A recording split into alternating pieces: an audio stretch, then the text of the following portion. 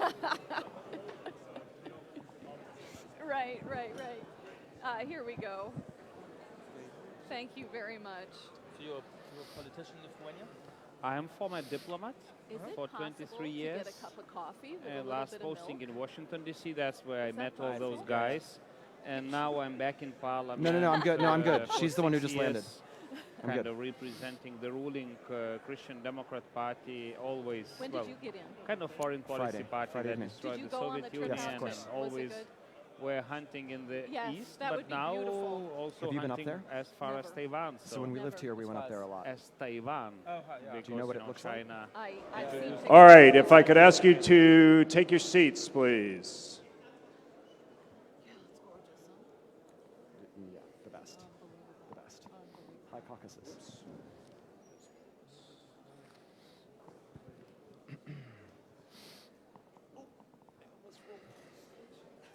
Fearless moderator, take us forward. All right. For our last panel of today, and thank you all for sticking with us throughout the day. The questions from the audience have been terrific, so we appreciate it. I have the great fortune of introducing a stellar panel here. To my immediate left is Kara McDonald, who is the Deputy Assistant Secretary of State in the Bureau for Democracy, Human Rights, and Labor, a career diplomat. Kara, thank you so much for making the trip to be with us here today. To her left is Dan Twining, longtime friend and colleague, who is the president of the International Republican Institute, and in the interest of full disclosure, I'm on his board. Keti Kutashvili is with the Open Society Georgia Foundation and a longtime friend and activist here. We really appreciate your being here too. You didn't have far to come. Next to her is Žygimantas Pavilionis, also a longtime friend, former ambassador to the United States for Lithuania and now in the Lithuanian parliament. And last but not least is Žygimantas, who is with SAIS, Johns Hopkins, and an expert on these issues. I couldn't ask for a better panel here, so thank you. Kara, let me start with you. I want to ask, you have responsibility for Europe and Eurasia within the Bureau for Democracy, Human Rights, and Labor. You have your hands full. Give us a sense of the landscape that you're dealing with, the priorities as you look at this region. Thank you, David. Am I reading? Can folks hear me? Yes. Yeah, okay. First, let me just say a big thank you to the Bush Institute, George W. Bush Institute, to the McCain Institute, to EPRC, Evelyn, David, Nino. It is an absolute stellar group of brain trust that you've put together here today and tomorrow. I am looking forward to learning as much, I hope, as I'm able to contribute. So thank you for allowing me to participate. Let me first start out by just saying, the title of our panel is Democracy versus Authoritarianism. I'm not sure which you put first. I hope it's democracy. Okay. Democracy versus authoritarianism. And I think the first thing I want to communicate is that President Biden sees this contest between democracy and authoritarianism as the seminal, definitive, determinative contest of the 21st century. What does that mean? That means he is committed to, and this administration, the administration I represent, has committed to put democracy, democratic principles, and human rights at the heart of foreign policy. And I'm often asked, well, what does that mean? So that, I think, gets to your question of where our priorities are and where the rubber hits the road. But I want to say one thing about this contest, because in conversations with many, many states, not just in the Western world, but globally, there is a concern that this is about great power competition. This is not about great power competition. This is about those countries and those nations that stand by the UN Charter, the international order based on democratic values and principles, the treaties that have been stood up to, and those countries that seek to change borders by might, to rule by might, and to rule with impunity. So we have really sought, within this construct of democracy versus authoritarianism, to do a couple of things. One of them is to really expand the tent, So when we talk about what are the Western responses to what's happening in this region, what can Europe do more of? What can the United States do more of? We're also asking ourselves, what do we need to do more of globally? How do we build the global unity around what's happening in this very region? So I think the President obviously put forward an agenda to hold this Summit for Democracy, and we can talk about that more if that's of interest to folks.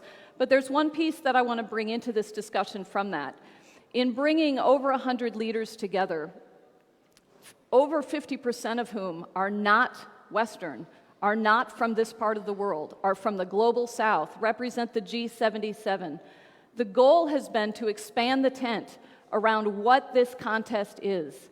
This is not great power competition. This is about the international order and the future that we all agree to live in. And small and medium-sized states, I will tell you, have told us they have more of a stake in this than the great powers because they all depend on that system to allow their borders to continue to be defined as such. We have all seen the Freedom House indicators. We all know the attrition that democracy has been through. So when you ask me in the world that I live in and the day-to-day work that we do, what is on our agenda is literally changing those indicators. That is a daunting task, and we can absolutely not do that alone. So again, we're expanding the tent. 750 commitments were made at that summit. Many of those are domestically oriented. We talked about getting our own houses in order as much as we do abroad. But it again is about building that coalition, that community that says we're going to stand by this. We're going to stand by democracy. What I hope to hear today, because I want to get out of this again as much as I try to put in, is how we tip those scales. What experience we have in this room that shows how we tip those scales. We have 3 priorities in my bureau specifically about tipping those scales in this region.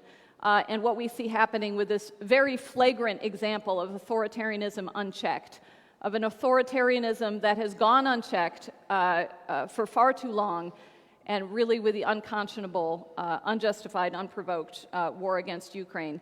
And those 3 stools, if you will, just 3 legs of that stool, if you will, of that strategy are as follows. The first is stay united.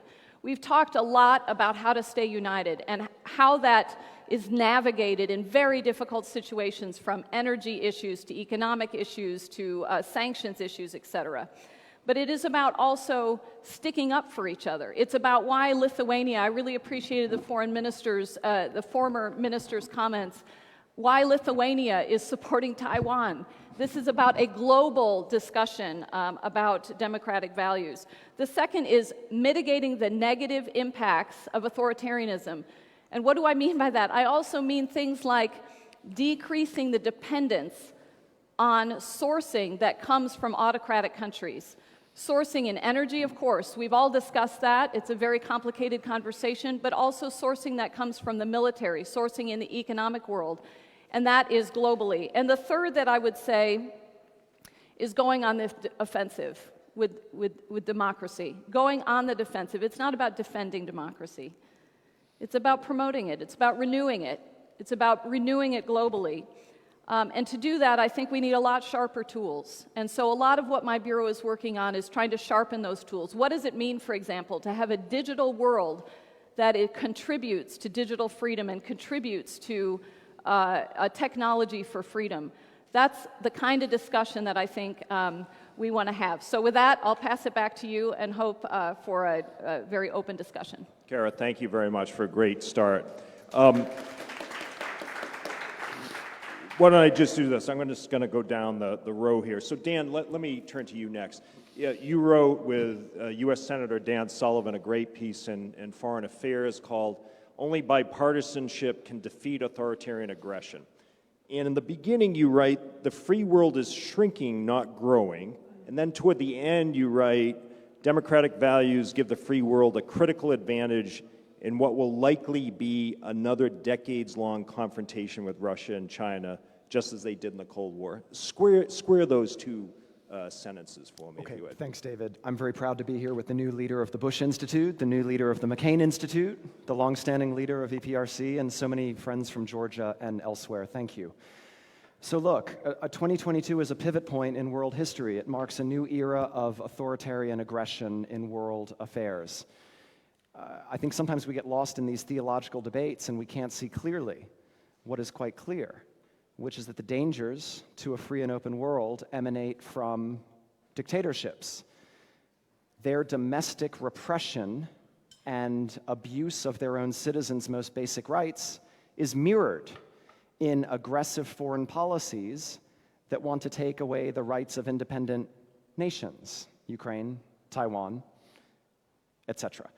So if we live in an era of authoritarian aggression, we also know that despite China and Russia, the principal authoritarian aggressors, despite their being so different, they have many things in common. And you don't have to take it from me. You can read the Xi Jinping, Vladimir Putin joint declaration at the Beijing Olympics to see how much they think they have in common. Take them at their own word. They want to make the world safe for autocracy. They want to vest sovereignty in autocrats, not in citizens. They want to say countries belong to their leaders, not to their people. They want to have a world of authoritarian spheres of influence. Georgians know what this looks like because they were captive in a Soviet sphere of influence for too many years. They do not want a world in which countries and citizens can make their own choices. And I don't want to live in that kind of world. I'm quite sure friends from Georgia and every other country represented in this room do not want to live in that kind of world. So we're looking out at a multi-decade competition. It's different from the Cold War, but I think we have to think about some of the lessons we learned in the Cold War. One is about the power of alliances, democratic alliances. All of America's principal allies are strong democracies. We have many other security partners, but our strongest and closest allies are all democracies, open systems. So that's a source of security. Why do democracies work together so closely? Because we understand that the great dangers to our own citizens and to our own security emanate from authoritarian regimes. That includes aggression, armed aggression of the kind we see Russia, Ukraine. That includes the export of violent extremism, as Americans saw on 9/11, many other countries have suffered from. That includes the export of uncontrolled mass migration. It's not to say anything negative about mass migration, to say a country like Venezuela, a country like Syria, a third of citizens in these cases have fled their own country with very destabilizing effects beyond their immediate region. We don't want to live in a world where those are the conditions of the day. We want to shape a world in which democratic, accountable, transparent governments are responsive to citizens, solve security problems, and produce prosperity. And David, the final thought here, I'm very confused by arguments that somehow China's developed a different and superior economic model. Russia clearly has no alternative model. But this argument that somehow democracy does not produce prosperity. The richest economies in the world are all market democracies, open systems, rule of law societies. There are a couple exceptions, and they're in the Middle East, and they sit on giant fields of oil and gas. So unless you're sitting on a giant field of oil and gas, it turns out that the surest way to deliver prosperity to your citizens is to offer property rights, rule of law, and all the transparency that comes from accountable and effective institutions. That's how you produce prosperity, and that's how you produce prosperity. And democracies are going to need to work much more closely together in this new era so that the authoritarians don't reshape the world to our disadvantage. Dan, thanks very much. So, Ketty, let me turn to you next. As a key player in civil society here, you look at the region, and are you optimistic or pessimistic? Of course, you asked me the harshest question. Unfortunately, I cannot see that I'm very optimistic right now. I mean, I'm not optimistic regarding my country. Concerning Ukraine, I am very optimistic. I can see that they are winning, and I am sure they will win. As for my country, actually, yesterday I was remembering when we had this conference first. It was, I think, in 2014. Or 15, but we had a moment when we were developing. We had a moment when we had the first change of power through elections in 2012, and we were sure that we would be having many of them. We had at one point the first year a cohabitation between president and parliament, which was a very interesting experiment for Georgia. And in the very first years, I'll not be going deeper into our contemporary history, but we really had improvement on different indices when we are talking of Freedom House, like media situation and national government and local government and so on. Unfortunately, I would say, it's hard to say which year exactly, but somewhere from 2016, when the GD already got the constitutional majority, I can say that we are going backwards. Of course, we civil society have been screaming about it and have been trying either to cooperate or to criticize. But, what we see now, first of all, GD, which came as a coalition of parties, and many of them being openly pro-Western, pro-democracy, and so on, all of them starting to leave exactly in these years, like 13, 14, 15, and GD developing into one dominant party. And the even worse thing, Ivanishvili that had won, and we should mention his name, we cannot go without it, the guy who had really won the elections in 2012 and had kind of resigned from the prime minister's position, showing his democratic approaches in a year and a half, in reality up to now has been running this country from behind the scenes. So on the one hand, we see the deterioration of the ruling party. On the other hand, we see the deterioration of the democracy scores in Georgia. And where have we come now, as of today? As of today, we have the former president sitting in the prison. And I would say even worse, we have the media manager sitting in the prison for absolutely ununderstandable charges. So, all the major kind of criteria for democracy, courts are under complete influence of the government, and the civil society has been struggling for courts' independence, but now calling them just a clan, which already even international societies repeating. Media kind of having a lot of pluralistic media, but at the same time, all the critical media being either under investigation or under some type of pressure. And civil society, which we still call vibrant, but now it's called actually an enemy by the government. So I hope I'm not exaggerating or being too grim, but we have not gone on a path towards democracy. We have kind of reversed somewhere. And the kind of major hope was now the candidacy for Europe. With Ukraine's tragedy, there was still one opening, for countries like ours, like Moldova and Georgia. There was this window of opportunity of, receiving candidacy and then maybe becoming members of EU. Once again, the government is actually doing everything not to get it, though in reality blaming everybody, blaming the opposition, blaming the civil society, and God knows else whom. Even the embassies sometimes, including the best friend of Georgia, I think, like a former EU ambassador who was blamed right after leaving. So we are not in a very optimistic state. But still, I really have hopes that things will change here again. We'll not be stuck with the same government for another decade. And it's paradoxical, but we are all waiting for Ukraine to win. But of course, it will not be just Ukraine's win. It will be the big win for all of us. And I expect also the win for democracy and less Russian influence, which I already, I can see you want me to stop. Yes. So Russian influence on the rise, but I think this will also be brought down. So let me say I'm half optimistic. Fair answer. Thank you. Žygas, let me ask you, Linus before talked about what your country is doing.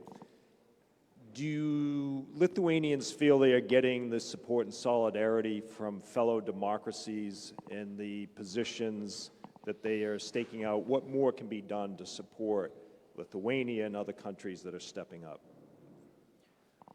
Well, I would say yes. I remember 2008, I was then Deputy Foreign Minister, and I think we were the only country shipping weapons to Georgia. Then it was a very, of course, uncivilized way to support democracies. We were alone. I was alone in Brussels asking ministers to introduce sanctions, and I was very much alone to meet Dan Fried in Washington and saying, Dan, what's happening? Well, you all remember what happened. Actually, the West punished Georgia for its leadership on democracy. We did nothing. We embraced Putin.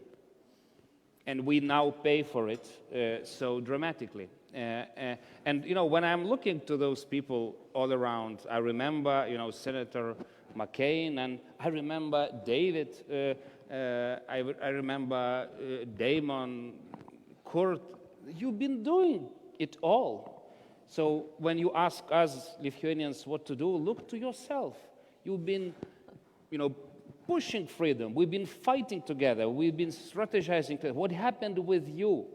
So when I heard President Biden speaking in inaugural speech, everything I was shouting for 2 decades, I was more or less kind of crying. I said, finally, are they really back to their own constitution? To the things that they have to fight for? And well, I would say, you know, it's kind of close to it, but first of all, you know, what we have to do now, pray and kneel in front of Ukrainians and help them with this war, because we are paying for our debts in this Ukrainian war. A lot of people, you know, lost their lives in Georgia and Ukraine because of our stupid policies. So do anything you can, pay everything from your pocket, suffer as much as you want, you know, but win this war. This is the only way for us all to survive. And then just do what you did in the Baltics. Extend the EU. We finally have this candidate status, but, you know, ask anybody in Brussels, when will you actually start accession talks with Ukrainians? Oh, very bad question. And we say next year, please, 23. And we are ready to finish it during Lithuanian presidency in 27, and we are ready to applaud to Ukrainian accession to you in 29 before European Parliament is elected and a commission is appointed. This is doable, guys. We did it. I did it. I was deputy chief negotiator. I was living in this Soviet shit for 4 years, and we fixed it. So the same with NATO. All Americans applauding German leadership. My God, I was in Bucharest NATO summit. I was looking to your eyes. Well, Bush eyes were in the good place. But, you know, when I see now German leaders fixing themselves, you know, I don't have words. Do it. You have Vilnius NATO summit in 1 year. Do it, please. You know, you can do it. And then, you know, talking Taiwan, well, okay, we don't know a lot in Taiwan, but this is about the same. You know, it's about the same looking to those, you know, West and seeing them making all possible mistakes in Russia and now doing the same in China. So you learned it. You know, you empowered the beast. And then you are kind of wondering what's happening. So stop doing it with China, please. Embrace Taiwan, embrace wonderful democratic Indo-Pacific world. And finally, create new organizations that could fight with weapons, with everything for democracy, like Rammstein meet. Create United Nations of democracy. What are you doing in those United Nations? It's a mockery of democracy. All those organizations, you know, hijacked by autocracies. Let's create our own stuff and fight for that.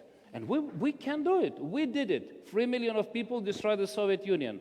Looking to those nice eyes of Gorbachev who killed my friends in front of TV tower. We did it, despite all the glories of Red Armies. So Ukrainians, Georgians, we all can do it. Taiwan, 25 million. I don't know how many times more than Lithuanians. We can do it, brothers, but let's do it finally.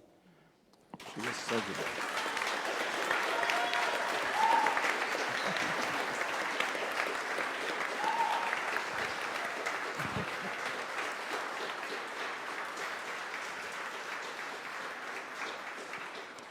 I wish you would be passionate about these issues. Yasha, I want to step back with you as one of the leading experts on these issues. Bobo took exception to democracy versus authoritarianism. Is that a useful way to look at what we are facing now? Well, first of all, this is a tough act to follow. I think I just want him to talk for 5 more minutes. Would that be better? Look, so when you're a hammer, everything looks like a nail. And I think when you look at the world through the lens of one narrative, it's easy to miss a lot of complexities. And because we tend to think about the world at the moment with the narrative of democracy versus authoritarianism, I think that there is a real danger. So I think Bobo was right, for example, that when you look at geopolitical alliances right now, it's clear that some democracies are not on the side of Ukraine. And in fact, after this winter, there may be more democracies that are not on the side of Ukraine. That's a real danger. On the other hand, you know, the United States and the Western Alliance has very friendly relations with certain dictatorships that more or less are on that side. Even in terms of understanding the nature of regimes, I think there's complexities that go beyond democracy versus dictatorship. One of the things that the last years have really reminded me of is the vast difference between you know, a relatively functional dictatorship with some kind of constraints on the leader, especially if it's, as political scientists say, institutionalized, and dictatorships in which one person makes all of the decisions without any kind of internal restraints.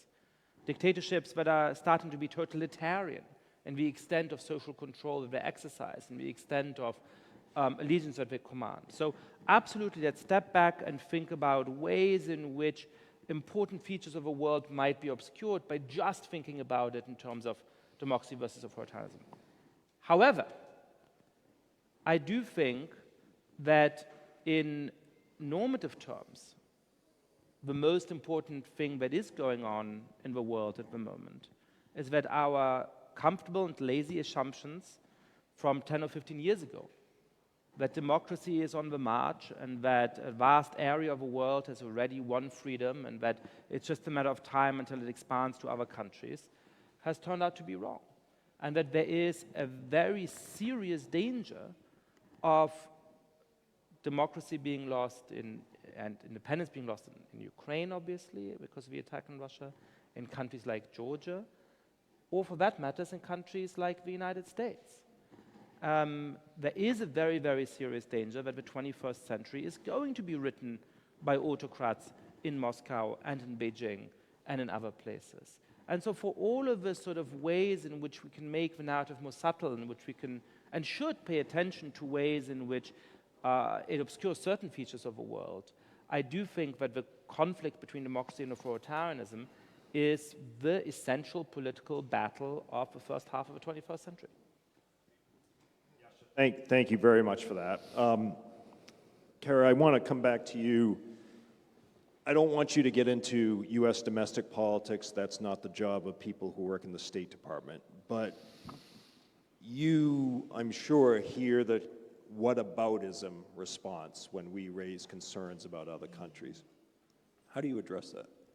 Yeah, thank you for the question, David. So, and I think, you know, the president's speech on Thursday was all things that may or may not be said about it on the social media and on the talk shows, et cetera. It was certainly from the heart in terms of how he sees these issues. I think the whataboutism is simply answered by the fact that it is one of the fundamental strengths of democracy, that it has the ability to self-refine. It is why civil society is so important and should be the partner of government, should be the partner of an opposition, should be the partner of a country moving forward. It's why business is important. It's why parliaments are important. It is a form of government, perhaps the least worst, in the words of a famous Brit. But it is a form of government that allows self-reflection and it allows self-refinement. And I think it was said well this morning that we all have work to do to get our houses in order. And I think We come at this, certainly our government comes at this from a point of humility, very clear humility, that we don't have all the answers. This is not a linear trajectory. We have challenges at home, absolutely we do. But there is a strength that comes from the ability to openly examine that. And I keep coming back to our former Justice of the Supreme Court, Brandeis, who was so interested in corruption and what that means for a country. And, you know, he put forward this idea that the best disinfectant is sunlight, right? Bring it out into the open. That's what civil society is about. That's what holding each other accountable is about. That's what checks and balances are about. So, right, without getting into any domestic politics, I think that what we look for and what we try to support internationally in our foreign policy is this ability to be self-refining and to be self-reflecting and to be open to that and to increase that transparency. We have a panel at the end of tomorrow about whether the United States, but Dan, I want to ask you, because again, coming back to your terrific piece in Foreign Affairs about bipartisanship on this issue. You completely agree. Are you confident that we will remain strongly supportive of support for democratic forces, human rights around the world, regardless of what happens in our political situation? Thanks, David. So I would say a couple things. One is in America, we've been working on our democracy for 246 years, and we have work to do. And that's the great thing about democracy, is it creates the institutions for citizens to engage and improve their democracies. That's point one. Point two, I would look to different periods in American history, including the early Cold War, which we wrote about briefly, when statesmen from the Democratic Party and statesmen and women from the Republican Party built an internationalist consensus that essentially guaranteed 70, 75, 80 US Senate votes for major foreign policy initiatives. That lasted through the Vietnam War, really through the Johnson presidency. So it lasted for several decades. You just saw in the United States Senate a 95-1 vote to enlarge NATO. You saw an 89-11 vote to deliver more assistance to Ukraine than the US has single-handedly delivered to any country in a very long time. I think we need to work. I don't see the divides as being between left and right so much. I think we worry about isolationists on both sides of the political spectrum. We worry about what President Obama called nation building at home, which makes sense to a lot of people. And then it's up to statesmen and women, Democrats, Republicans, and independents, to go make the case to their citizens, not just in the United States, but in every country, about why we need to engage and lead abroad, why that circles back very directly to our prosperity, our national security, and frankly, the state and health of our democracy. And last point, for now, is that democracy in the United States or in Georgia or in Ukraine or anywhere cannot flourish in a world of authoritarian aggression. Franklin Roosevelt understood this, Ronald Reagan understood this, many leaders have understood this over the years, that a world in which autocracy is on the march threatens our domestic freedoms, even if we're not interested in foreign policy and national security. So if the health of our democracy is tied to the health of democracy in the world, we need to do more and better. Oops. There's a mosquito here, which I assume came from Moscow. Ketty, Kara mentioned civil society and the important role of that, but civil society is sometimes accused of being the rear guard action for regime change. How do you respond to that and describe the role of civil society in helping democratic development? Well, I mean, for years it's kind of already assumed that civil society here is pretty large, strong, and vibrant. I mean, of course, when there are changes of regime, civil society is somehow involved.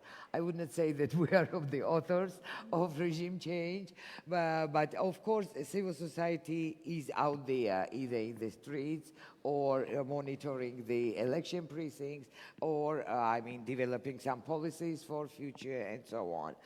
Unfortunately, I mean, of course, with every government at one point, I mean, the relations are deteriorating, which is normal. We are becoming more critical, and the governments are also either becoming more critical or are disregarding. However, this time, we see something more, I would say. You know, on the one hand, we see this polarization, which is on the rise in Georgia, but unfortunately very much supported by the government. And it's also important that in these 12 priorities that Europe has proposed us for candidacy, for future candidacy, depolarization is one of them, because it's like obvious. However, while even increasing polarization, on the one hand, we see the government accusing the opposition for everything, and then tying us directly to the opposition, exactly when we are ready to play a role of a kind of a middleman or bringing them together like these two mostly opposing forces for discussions, they are trying to put us in the other basket and put us actually in one basket, all of us. And unfortunately, there have been cases recently when our colleagues, including my employees and me, we have been all accused of something horrible, either wanting war or wanting, not wanting to join the European Union. All these accusations that are absurd, but they are pretty much accumulated in the recent, I would say, months and days. It's also, I think I should mention this, like, after the start of war, there has been a very controversial situation in Georgia. On the one hand, and all the polls show this, 80% of Georgians say that it's our war. It's our war, we know what it is, and we are in complete support of Ukraine. There has been big emotions to help Ukrainians here and help Ukraine over there, though we are a small country, and civil society has been very instrumental in this. On the other hand, we see the government, which is sometimes kind of trying to keep neutrality on these issues, or sometimes making, I would say, controversial at the best. Maybe sometimes you would think that, like, even very capitulantic statements. And we don't see here a lot of government statements in support of Ukraine. There have been some, but very few. And the major thing is we don't hear very clear statements that Russia is aggressor.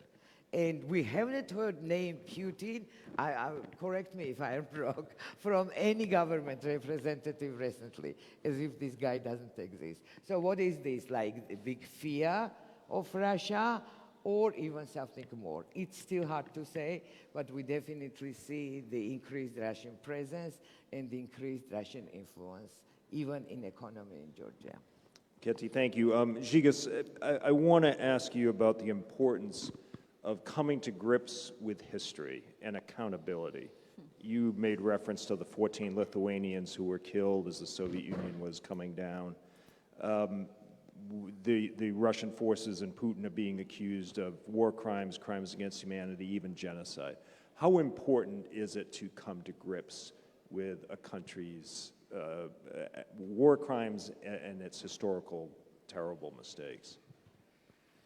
Well, it's about the same what we talked, when I think everybody saw that movie Munich on Netflix. I saw it so many times during my life, those Munichs, Actually, Georgia 2008 was Munich of 21st century. And again and again. So don't appease dictatorships, no autocracies. Shine, yes, defend United Nations Charter. Our grandfathers, paid such a price for it. And, well, every generation is, of course, just one generation from freedom, and, it's difficult. It's not a material stuff. It's spiritual understanding that you have to do it. Maybe everyone has to learn it, but please learn from your own history, from the history of America.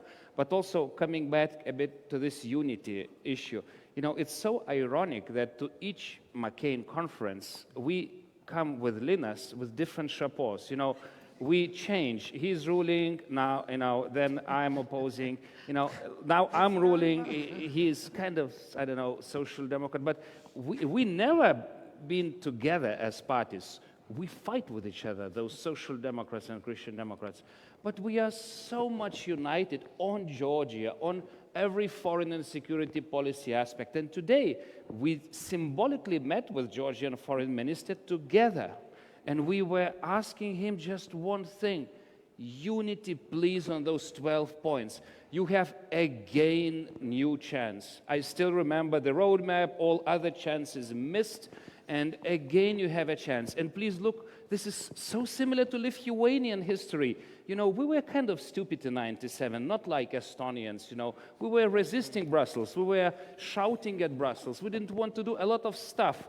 And then they invited Estonians for accession talks. We fixed ourselves, we united, and they invited us in 2 years. So now Georgia has a chance, but no chance if you still fight with each other. And when I say fight with each other, I mean you all. Please unite. I was working for communists that I hated, really, honestly, hated. But we did it together. And now we kind of remember and write books about that.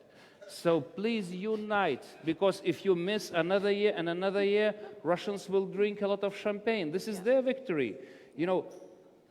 They kind of, after the war, they left Russian tanks in your hearts and minds. And they still fight. A lot of little tanks here as well. I'm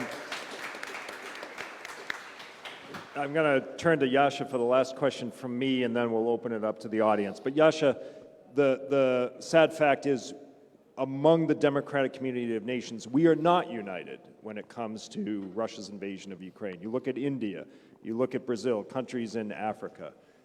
How concerning is that when you see Foreign Minister Lavrov traveling in Africa, making the Russian case that this is all because of sanctions, that they're facing a food crisis in other ways? What does it say about the largest democracy in the world not being on board? Well, it's very worrying. I mean, look, I'm also really worried about what's going to happen in Europe after this winter, right? You're going to have very serious increases in food and energy prices. You're going to have potentially certain forms of shortages. All of this is 100% because of the cowardice of these countries over the last 10 or 20 years, because of their lack of clarity and their lack of strategic thinking. Going back to the first question you asked me, one of the prices you pay when you don't look at the world at all through a perspective of democracy versus authoritarianism is that you can convince yourself that deals for gas with Putin are a purely economic matter that has no political implications.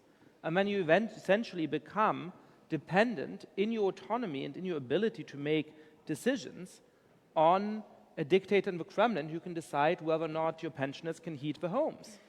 But now we're in the situation where some pensioners are going to struggle to heat their homes, and I worry about the political consequences that that's going to have internally in terms of the rise of extremist parties, but also externally in terms of a willingness of these governments to actually stand with Ukraine as relatively clearly as they have over the course of the last 6 or 7 months. So the unity of democracies is fundamentally important. It's very worrying that countries like India and Brazil are not clearly standing with Ukraine. But I even want to enlarge the set of questions here, which is that if we're thinking about whether the world is going to be a democratic world in 2050 or 2075 or 2100, if we think about whether we're able to have this horrible term, the rules-based order, in a sustainable way, so that through the end of our lives and the lives of our children, we can have peace and prosperity in the world, that question is going to be decided in India, in Brazil, Nigeria, in Kenya, and many of those countries. And so I think we need a much clearer vision for how to make those values convincing and relevant, how to bring those values to parts of the world in which there's brave activists fighting for them, brave civil society organizations fighting for them, but in which we can do more to model why they should embrace fully that vision and make it their own. Because the 21st century is only going to be a democratic century if its heartland migrates from the United States and France to Ukraine and Georgia and Nigeria and India. Thank you. Turn to the audience. I see James. We'll come to all this. James first. James Nixie right there. Tali, did you have? Thank you very much. Is it working this time? Yeah.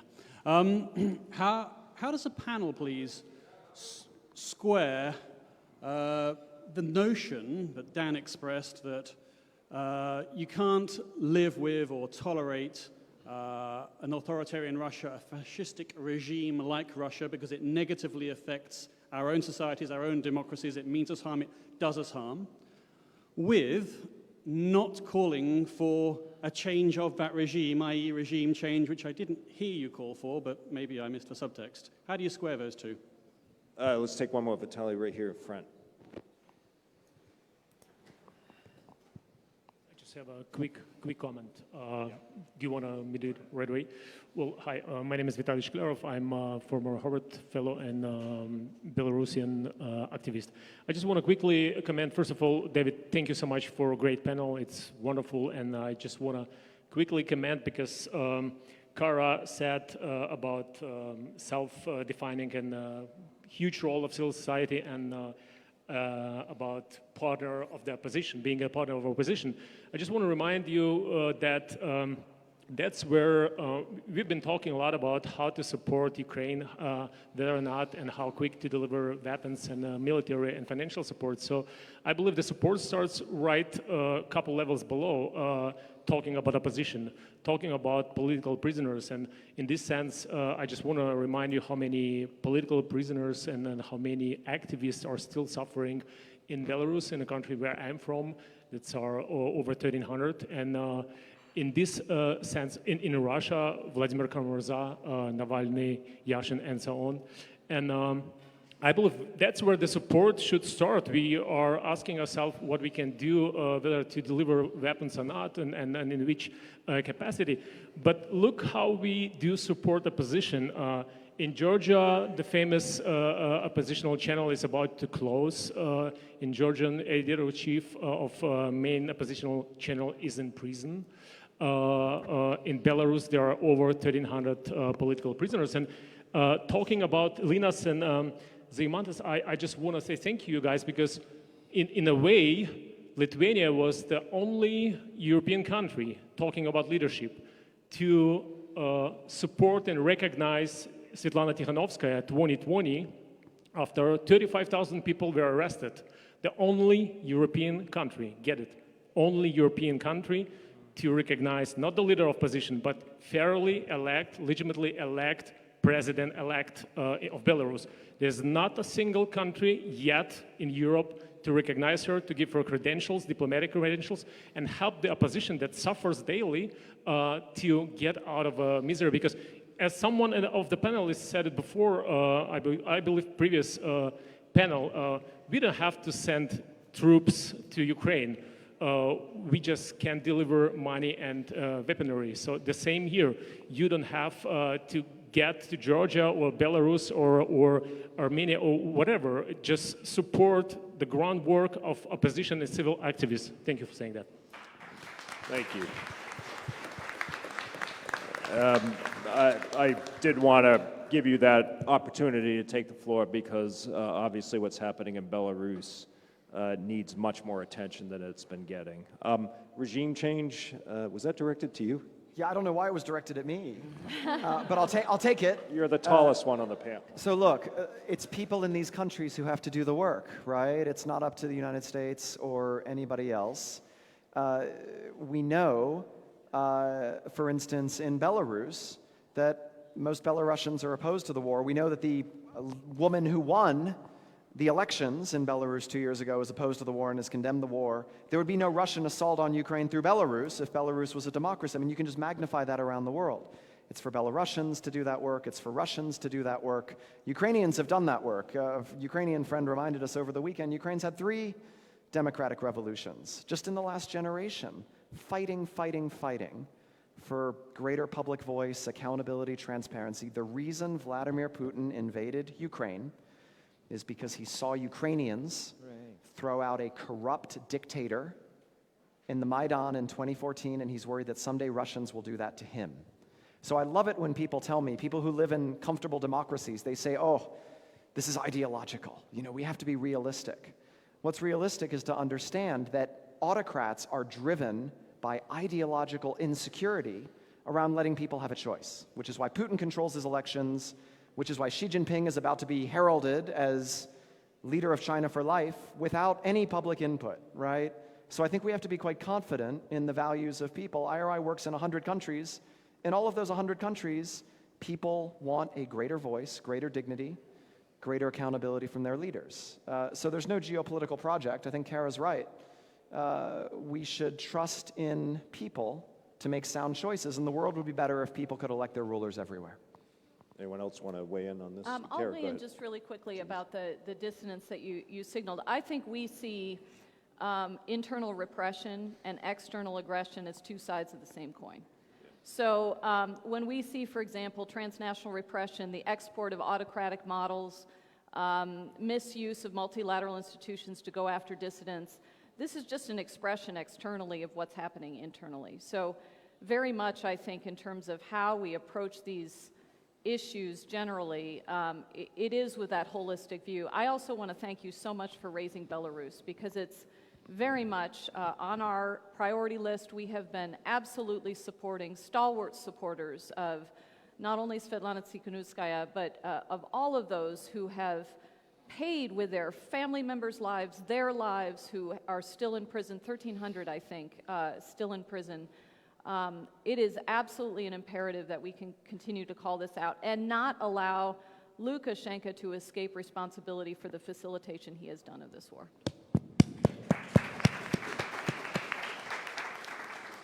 Well, just one word. I agree on Belarus, but you know what? I remember Senator McCain again. He was teaching me, focus, make things work, not enough of talks. If all of our nations would concentrate on this, if in 2-3 months we kill Putin regime in Ukraine with everything we have, and it's an easy fix to all our problems. Belarus, Georgia, Moldova, Europe, Holland Free, you name it. So thank you, Nino, to pointing it. Just do it. Americans, everyone, Germans, Brits, French, you have it. You have it all what is needed. We gave everything what we have, and we will give it even more. Fix it, 2-3 months. And then, no more conferences, just no more conferences.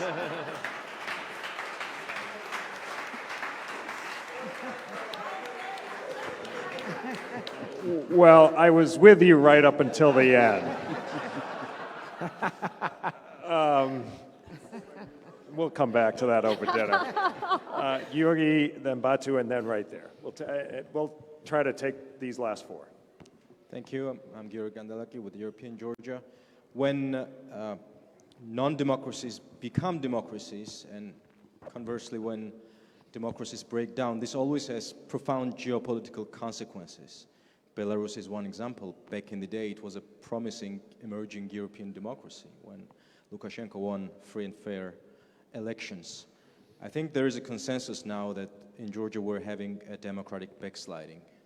And one of the things that this war has exposed is that this process has been accompanied with Georgia's gradual drift towards the Kremlin orbit. Georgia is in icy relations with Ukraine. I would even call it diplomatic war. President Zelensky has recalled ambassador from Georgia, and he did that for a reason. And do you think the geopolitical consequences of this democratic backsliding going even further are fully understood and reflected upon in key capitals? Thank you. Thanks. Just hand it over to Batu, Georgi. Thanks. Thank you, Batu Kutelia. Žygis, thank you very much. I'm pretty sure, if not in previous life, in next life you will be Georgian. For sure. But one thing you mentioned, and you rightly so, called us to unite. And there are different angles to view on it, on the state of Georgia or Georgia's society. I would dispute it. We are united. 80% of Georgians want in Europe. 80% of Georgians want to live by the rule of law. 80% of Georgians want to be in NATO, to contribute to overall Euro-Atlantic security.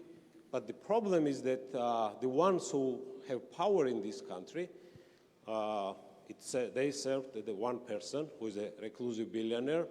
Everyone who is potentially or formally in charge, one way or another, being a servant of that particular person. We have security service who serves this one person or a group of people. They are surveying diplomats, they are surveying journalists, they are wiretapping priests. They use violence, they finance violence groups to pit up journalists. All political party opposition leaders are called radical opposition and labeled like this. There are criminal kind of cases against them. So my quick question right now is, while we are united what we want, but we ended up where we ended up. And it's a question to all panelists. Is Georgia a democracy from your standpoint? About to hand it to the woman right behind you there, and I'll take that last question right there. Okay. Sorry for all these, but... Thank you. Tamtam Muradashvili. I represent Tavari channel. I'm the lawyer and director of the channel. Thank you for mentioning Nika Guaramia's case. Actually, Sophia, Nika's wife, is here with me today. Ms. Kara McDonald mentioned the word agenda and about promoting democracy. My question is it in U.S. agenda and a strategic decision to intensify and increase support of freedom of speech in Georgia and free media and their fight against politicized justice and politicized prosecution? Because, and especially considering the context, the Ukraine war, war is not about the military power, right? Because there's information war, and one can say sometimes it's more powerful than the military one. And there's no democracy without free speech, and we talk about promoting democracy. The Georgia's case has proven, and our case has proven, that the most practical and tangible means to fight against authoritarianism is free media. So is it a strategic decision, and is it in the U.S. agenda to support Georgian free media? Thank you. Thank you. Giga, sorry, I promised her the last question. We'll hear from you tomorrow, I promise. Last question there, right there, standing up. Hold on for a mic. Here. Oh, can I get up? Here for quite a while. Huh? Sorry? How long? I mean, it's more than an hour already, or not? Thank you so much. My name's Kim Cordova. I'm with the Harvard Graduate School of Design. You've spoken so much about the importance of articulating convincing and relevant values, that this is a fight for a vision of the future. So I'm wondering, in what way would you call in the arts and cultural sector to be comrades, or maybe that's the wrong word, but to be aligned in this struggle?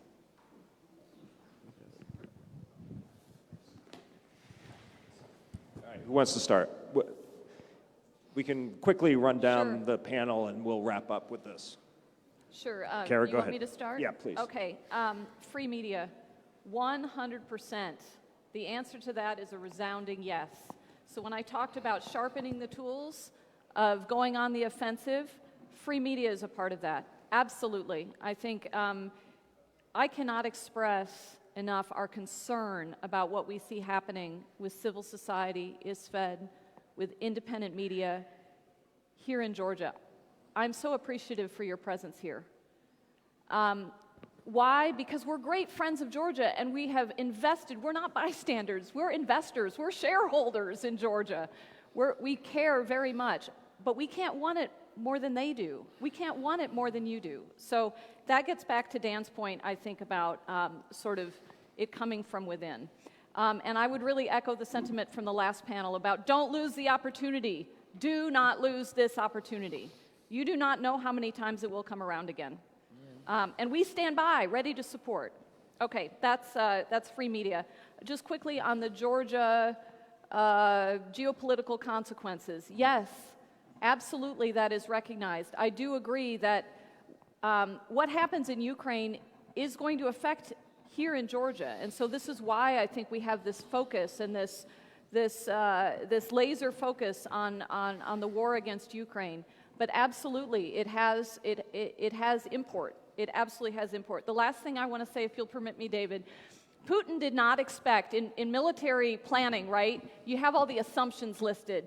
And Putin made two wrong assumptions. He did not expect two things. He did not expect the bravery of the Ukrainian people to push back, and he did not expect unity from not just the West, but the globe. That's the strategy to victory, right there. Never forget the power of people to fight for their own human dignity and freedom.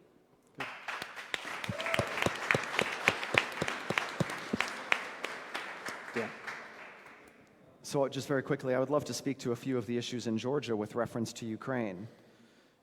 You know, sometimes you hear arguments, you need a strong government to protect the country, or, you know, you have to limit free media for reasons of national security, or you have to control civil society because they maybe influence, agents of foreign influence, this and that. I think we should look at Ukraine. Putin did not think it was a real country. He believed his own propaganda. He thought he could kill or capture the leader and the country would collapse. But it turns out that Ukraine is a very resilient democracy with real and strong democratic institutions, elected mayors and governors, not just the leaders in Kyiv, and a very vibrant civil society. We have Ukrainian civil society leaders with us today. All of those people together collectively have helped protect and defend Ukraine in its moment of maximum peril. Investments in democratic resiliency, including free media, independent courts, very strong civil society, effective institutions, that is the surest source of security for any country, including a country like Georgia. Can I ask the people over on this side to shut up? Please. Katie. Yeah, I think Batu meant you guys to respond, but I'll also try to respond to this. Where are we? Are we democracy? Are we autocracy? I think neither one nor the other. Actually, we have never developed into a consolidated democracy, but we have been moving somewhere on the spectrum of hybrid, you know, like half democracy. However, now when I was thinking like where we belong, the closest we came, it's competitive authoritarianism. This is this term of Lukanaway and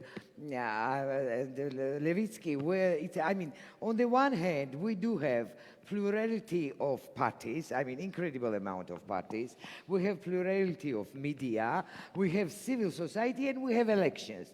But the other thing is that for the last 10 years, elections end with the same results, with the ruling party, I mean, becoming a dominant party, always getting the results in their favor.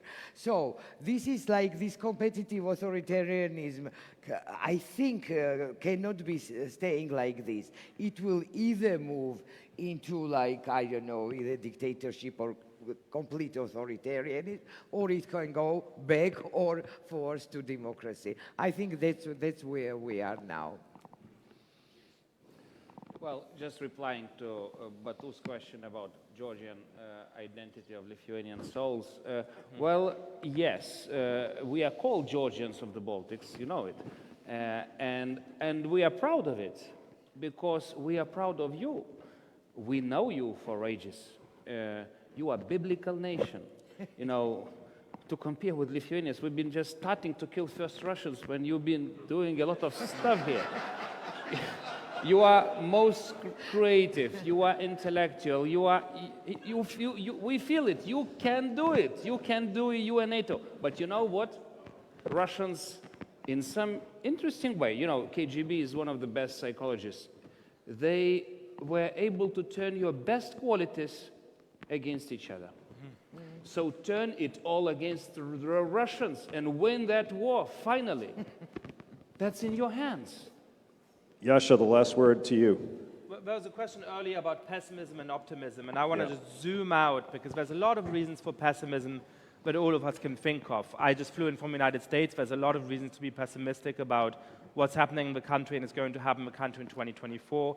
I'm flying on to Italy. I think there's some reasons to be concerned about the upcoming elections there. Lots of reasons to be worried in the world. I do think that fundamentally there's two reasons to be optimistic about democracy that haven't really changed in 25 or 30 years, and that actually have been confirmed by developments this year, particularly in Ukraine.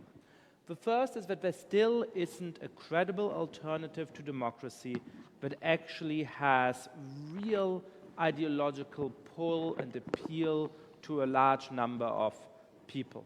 There are some semi-authoritarian regimes that are relatively efficient, like Singapore, but there is no model that people in other countries want to emulate. And that, I think, is a very important reason to be optimistic about democracy, because there just isn't a sustainable alternative to it. And then the second reason is that, human beings are idiots. And when we have something good, it's easy to take it for granted and to forget about it. But when we lose it, we come to really regret it.